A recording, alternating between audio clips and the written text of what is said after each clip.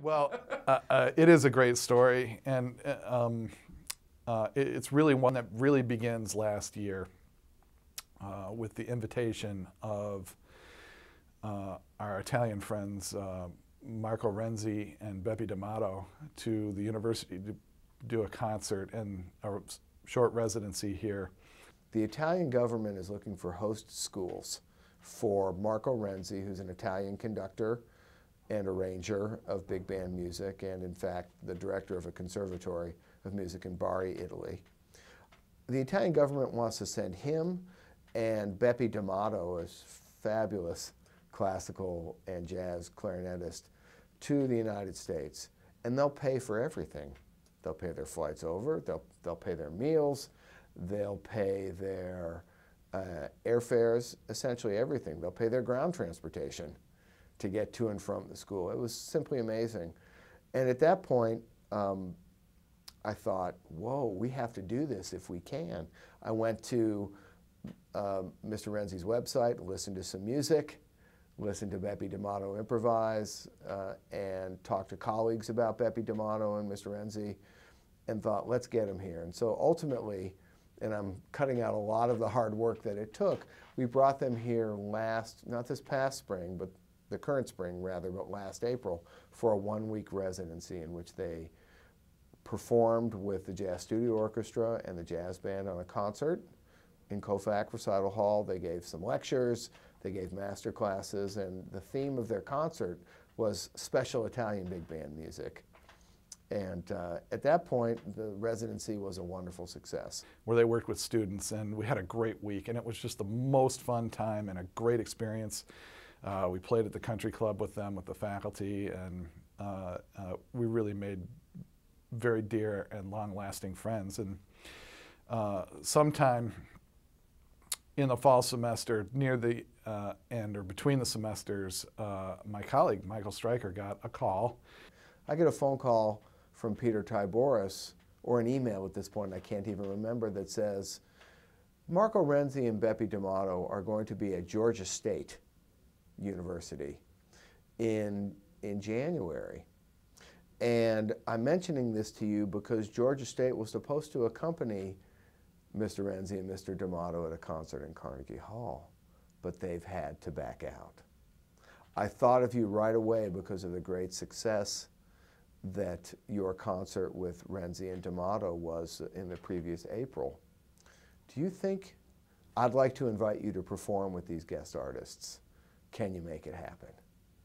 On the first rehearsal, we announced to the band that it was going to be a busy semester, and we talked about all the wonderful things that we normally do, guest artists coming in for Jazz Festival, and all the wonderful things that happen during our semester normally, and opportunities for our students. And at the very end of that, I sprung it on the students that, oh, and by the way, we've been invited to play at Carnegie Hall with our Italian friends Marco Renzi and Beppe D'Amato. We were just getting things together. We were getting the ensemble rolling, and Dr. Cooper walks in and says about this great opportunity. I'm like, is he joking?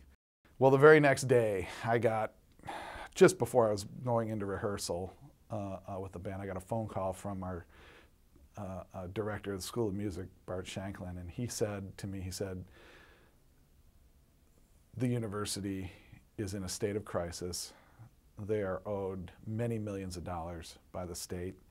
All the budgets are frozen, and I am sorry, we have to cancel the trip to Carnegie Hall. And first of all, I was devastated. Not so much for myself, but really for the students who had really become emotionally invested in this opportunity. I mean, how could I go back and tell them that we're not going? And yet I knew I had to, and early. But I decided to wait till over the weekend, and I got on the phone to my sources where I could, possibly find the money that we needed to make up the difference and still go. And at this time, it was really right after the disaster in Haiti, and much of the aid and support that people were giving and companies were giving was going directly down to Haiti, and there just wasn't support for this kind of initiative at that time. And so I went to the band and I said, guys, I am so sorry to have to tell you this. I worked all weekend trying to find solutions, and there's no way that we can go to Carnegie Hall. The university has frozen all the budgets. The state is in an emergency and in crisis financially. The university is owed millions of dollars, and all the budgets have been frozen. And I said, this is a blow. We still have wonderful things happening this semester. And let's, get to work. And so we did, and we started working on the Music for Jazz Festival. And I was very bummed, and bummed is the word to use mildly. I was more than bummed.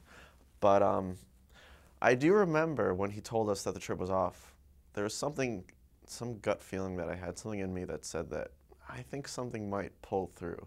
I don't know why I felt that.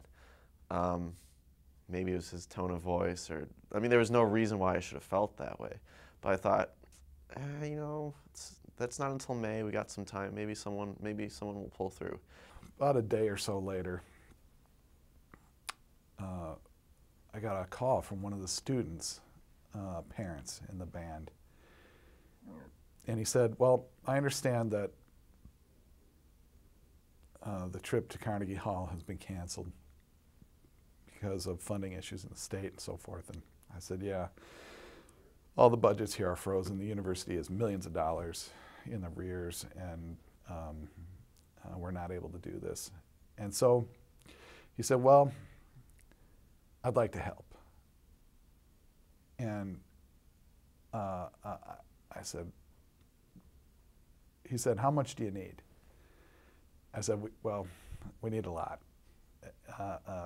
We need $10,000 to make this work. And he said, well, I don't know that I can do all of that, but I can do a substantial amount, which will be matched by my corporation that I work for, IBM.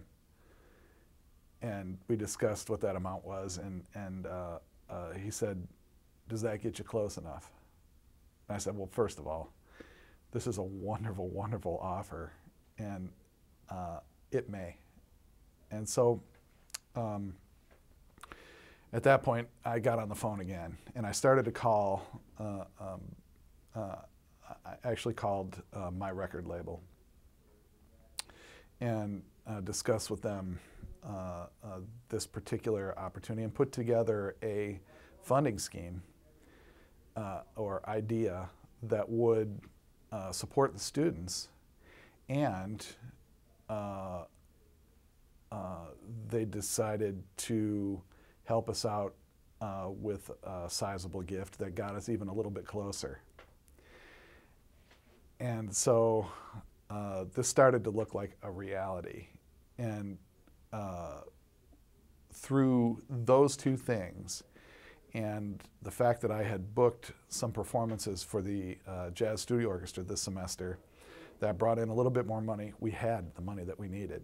And I remember, I think the weekend passed, and we came back on Monday, and Cooper walks in. He has some weird smile on his face.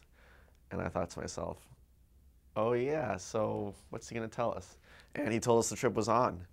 And I was like, doggone it, I knew it. And I was so happy, and he told us who the donors were, and we were really thankful for that, and we all wrote some really appreciative letters. So it was a little intense, not too intense, but it was nice. It was nice because I felt like we rode that high all the way to now, and here we are. The generosity of these very fine people really helped us to move forward with the project. It's a wonderful story, And it's a great story about caring, and it's a great story about opportunity. And so here we are, a week away, and we're going to Carnegie Hall.